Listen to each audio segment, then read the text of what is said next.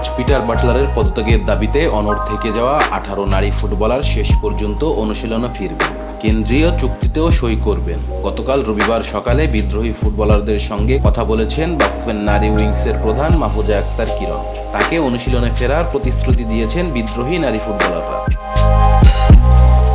বাফুফে ভবনে সংবাদ সম্মেলন করেন মাহফুজা আক্তার কিরণ।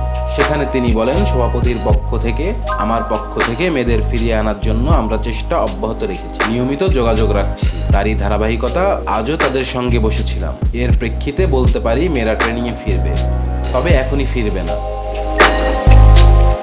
আমাদের ক্যাম্প বন্ধ হয়ে যাবে 24 তারিখ। আপনারা জানেন আমরা সংযুক্ত আরব আমিরাত যাব ফিফা উইন্ডোতে একটা ম্যাচ খেলতে। যেহেতু দল 24 তারিখে যাবে, ক্যাম্প বন্ধ হয়ে যাবে। সিনিয়র মেয়েরাও একটা বিরতি চাচ্ছে। বিরতির পর ক্যাম্পে ফিরে অনুশীলন শুরু করবে মেয়েরা।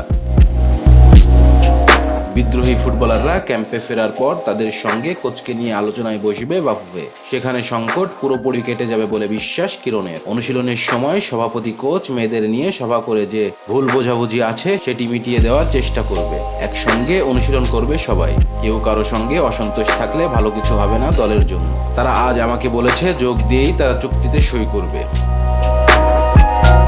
এর আগে বিদ্রোহ 18 ফুটবলারকে ছাড়াই অনুশীলন চালিয়ে গিয়েছেন কোচ পিটার বাটলার। সিনিয়র জাতীয় দলের 13 জন সহ বয়স ভিত্তিক 37 জনকে অনুশীলন করিয়েছেন Butler.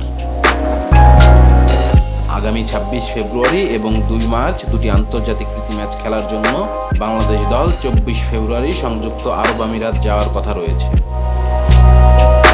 Rezwan Islam, B sports. Please subscribe our channel to get more information about Cricket World.